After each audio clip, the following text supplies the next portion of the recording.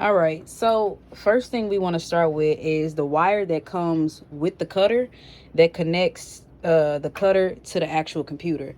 So mine is already over here. I'm gonna just plug it in, but it looks like this, and you just want to hook it in over here on this side. And then the other end is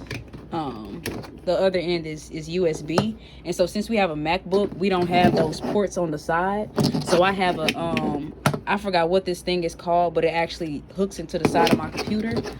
And it allows for me to still use my charger, but it also allows for me to use USB. So if you do not have one of these, if you don't have any sort of adapter, you want to get one of those, or else I don't know how you're going to be able to get the software connected to the cutter. So once you have that plugged in, the cutter is connected, you don't really have to do much else. But I don't remember what actually happened the first time that I opened the software, so you may have to adjust some of the settings. You can just always ask and I'll help you with that. But I'm just gonna go through and show you my settings and stuff like that. So I think inside of the however you install the program, I forget how you install it, and if you need help with that, you're gonna have to show me your instructions again, because I don't remember all of that. But here's the software right here. Let's let it focus. Mine is already open, so I'm gonna just open it. Should look like this when you open it. And sorry if it's loud in the background, it's like raining super hard.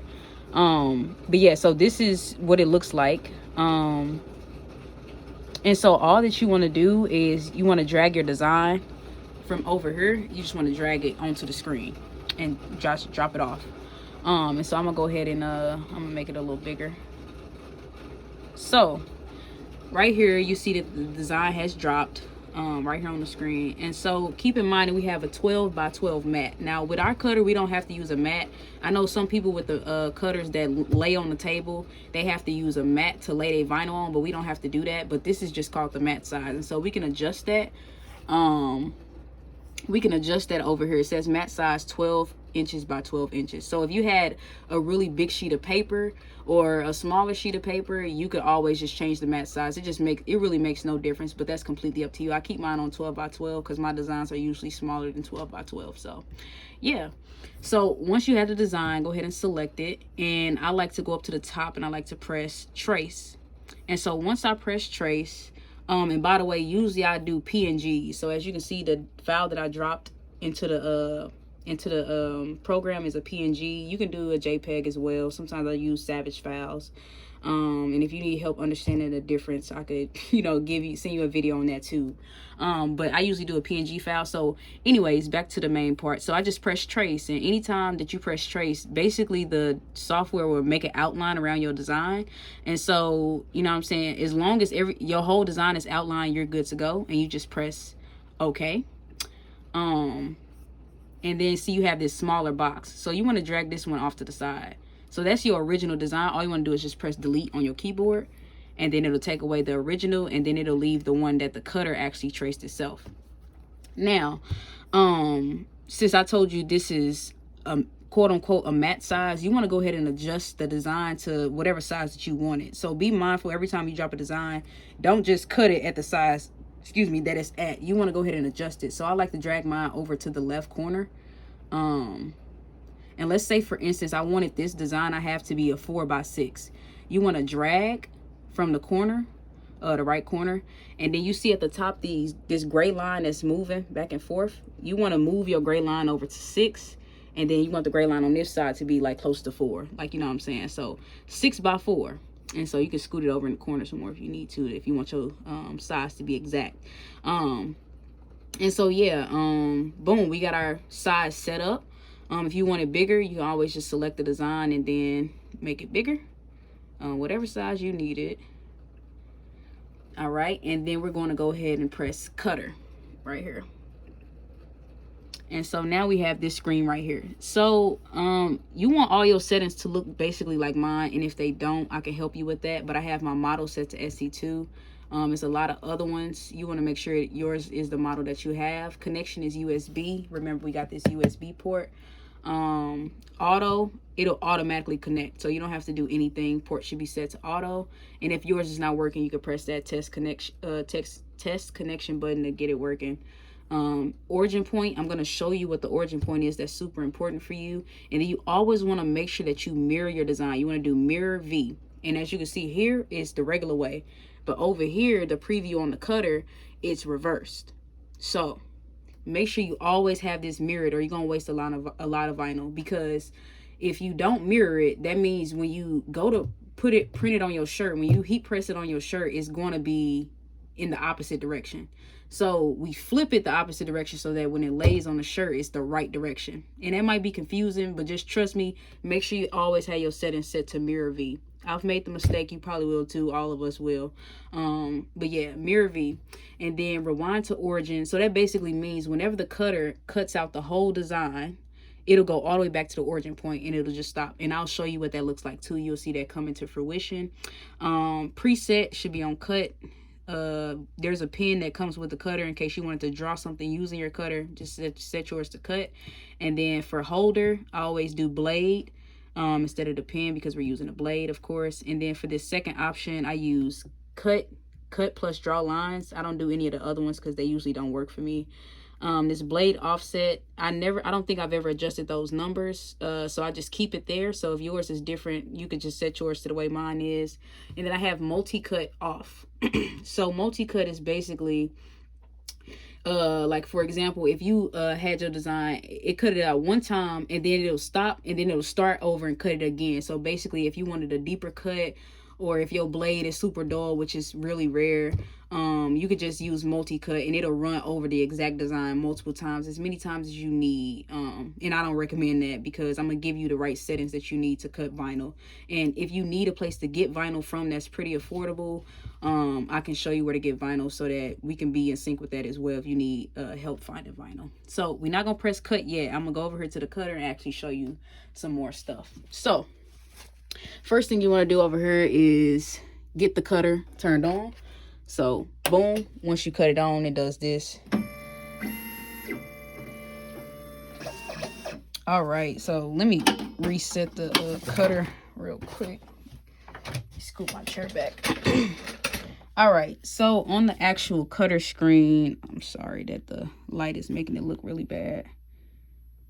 All right, so for the cutter, we have speed, we have pressure, and we have copy. I'll tell you about copy later. But you want to have your speed set to 200 and you want your pressure set to, I do about 30 to 32. A number like that is fine. And me personally, I have my blade extended all the way out. So it might not look like it's out, but it's at the maximum it could be out. I know if you watch YouTube videos, they might say only stick your blade out like a little bit. My friend has a cutter too, and he extends his blade all the way out, and he uses these settings, and they work for me as well. So extend your blade out as far as you can. It's gonna look like that. Slide that back in there. And so in order to adjust the speed, to adjust the speed, you're going to use the left and the right. So the left and the right only. So let's see. Wait, I'm sorry. Left and the right is for pressure. So anytime you want to change the settings of your pressure, use the left and right buttons, and it'll go up and down based off of that. So yeah. And be very careful about pressing these buttons. I'm going to show you why it's super important that you don't press these when your cutter is not on a certain setting. So we got our pressure set to 30. In order to adjust the speed, you're going to use up and down. Up and down. You don't use left and right for speed. Up and down for speed, left and right for pressure. So we're going to go up if we want to go up to speed of 300, speed of 400, speed of 500. But I keep mine on 200, and I use the down button to adjust up and down with that. And you don't have to press enter. It's just set. It's already set, so you don't have to use your enter button. The enter button will come into play later, and I'll show you that as well. So once you got that set, we're going to go ahead and get our paper inside of our vinyl inside of the machine. And so usually I have my vinyl on a roll, but I'm just doing this as an easy example. So get your paper set in there. Now, oops, I just dropped it. So let's look at this. So there are 3 rollers that are on the vinyl cutting machine. Let me slide that under there. there are 3 little rollers, and these rollers basically hold the vinyl in place while the machine cuts it. So most times you only are going to need 2. So you can slide the 3rd one over here to the far left, and you only going to use 2. But if you have a piece of vinyl that's super big and your design is taking up the whole sheet, or you're going to print a whole bunch of things, then you know what I'm saying, that's when that 3rd one will come into play. But in most cases you're only going to need 2, even if you only have a smaller sheet. Like I know sometimes I'm printing on like a really skinny sheet like this. Even still, then I would use 2, because otherwise if I only use 1, the paper gonna start turning like this. So it's better to use 2 of them in most cases. And if you confuse on that at any point, just send me a picture and I could tell you, hey, use 2 rollers or use 1. But yeah, so let me show you how to lock the rollers into place. Let me get the piece of paper back. 1 second. All right. So now when you have your vinyl, there's 2 sides. There's a matte side and there's a glossy side. I don't know if you can see it on camera, but you'll be able to see it when you actually get your own vinyl. But there's a matte side and there's a glossy side. The glossy side always points down and the matte side always points up. So if you ever print it backwards, it's not going to work. If you ever had a glossy side up and the matte side down, when you go to weed out your design and pull off the paper and be left with your design, it's not going to work because you got to get this step right. So glossy side down, matte side up. So you want to lock your paper in, and you want to have your rollers even. So you want to have it looking even across there. It's hard to do it with one hand, but you want to have it just even like this. It could be a little more even. And I like to slide mine up using these little ridges, and then you'll go around the back. Ooh, it's so hard to do this with one hand. I'm sorry. Shoot. Okay, so we just gonna pretend that's perfect. And then you'll look around the back and you'll see the rollers right here. In order to lock the paper in place, you just push these down. Hold on. Push those down. And then the paper is now in place. So that when this comes over and cuts, the paper will not move.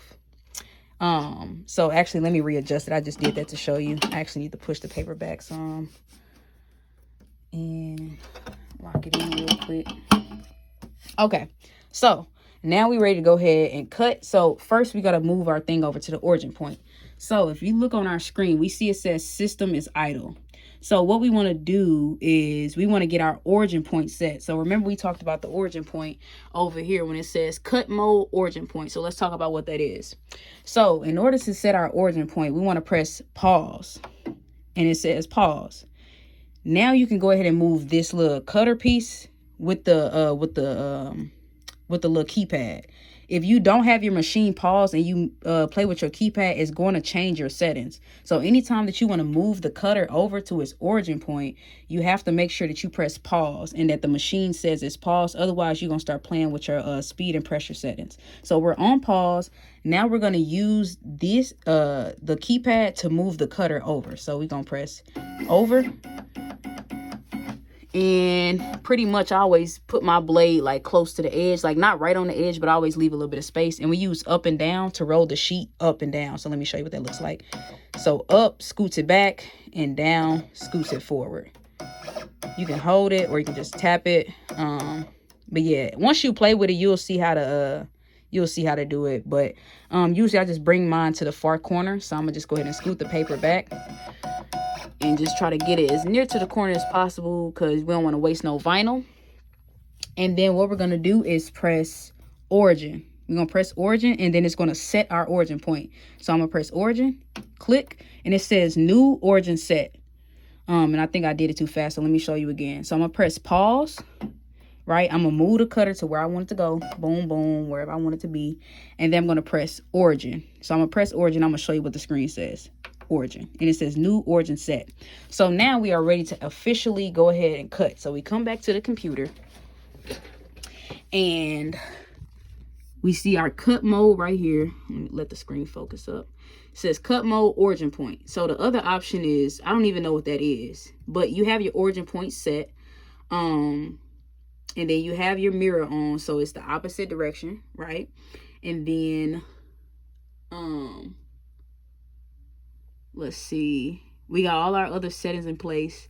Oh, end action. So rewind to origin. You can always change this. But I keep mine on rewind to origin.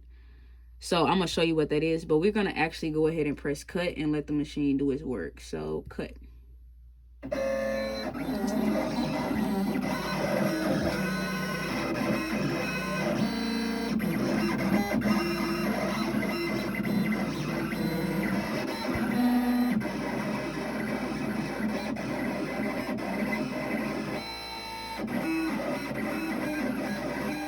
And remember, our origin point is over here. So once it gets finished, it's going to rewind all the way back to the origin. So you'll see it's cutting the whole design out. Boom. You see how I went back to the origin? If we had a different setting, it probably would have stayed wherever it ended at, or it would have just kept going over here to the side of the page. But we have it set to, we had our thing set to, let it focus up. We had it set to rewind to origin. So you can just keep your settings like that. So yeah, we just cut the sheet. So now all you do is release the little levers back here in the back. You lift them back up. Lift them back up. And then your design is right here. It's going to be kind of hard to see. But you should be able to see that. But yeah, this is a scrap piece of paper. I already had something printed on here, so I actually can't weed this design out for you. I already had something else printed on here. But then yeah, so you'll go ahead and weed it out. I'm not sure if you have weeding tools or not. But a weeding tool looks something like, sorry, let me look at my thing.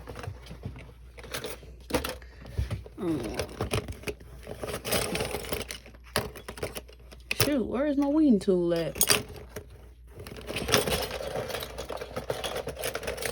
Okay, I feel it. Okay, so a weeding tool looks like this. And I usually just, let me use my dominant hand. I usually just like, let me start at this corner. I can't even see the design. Okay, so I usually just scoop out the end like that. And this is why it's so important that you have the matte side up and the glossy side down, because otherwise when you get to this point, it will not be right. So you just want to, hold on one second, scoop that part and you'll see it start coming up. So the camera, you're not going to be able to see real quick, but I'm going to just peel it off real quick so you can have a little look. And so their part of the design is. And so once you get finished with that, it'll look like this. So here's one that's weeded out. And so you see the importance of it being printed the opposite way. So here's the regular way. And then once we get to this screen, we press mirror V and then it prints opposite. So now it looks like this. So then when you get ready to print it on an actual, what's this called? On a heat press? Let me show you. Let me just grab a shirt real quick. So when you get ready to print on a t-shirt, all you do is flip it over, because this is the sticky side anyway. Flip it over and then you'll be ready to press. If you don't mirror it, it's going to come out the wrong way. So let me just walk you through it one more time. So when we initially drop the design on there, it's facing forward. But then when we come to this part, we go ahead and press mirror. Let me put my mouse on it so you can see. We press mirror V and then the design flips. We cut it out and then we weed it, right? And it looks opposite like this. And so then when we get ready to actually come over here and press our design, we flip the sheet over on the sticky side and then we press. And then when we press, we'll just peel the plastic off and we'll be good to go. So I think I ran through all of the details. This video is 20 minutes long, but I just want to make sure that you understood everything. And you probably still will have questions, and I'm still willing to make more videos to follow this one up. But this is the basics. So just let me know if it's helpful. If you understand, if you got questions, just whatever, just let me know. So yeah.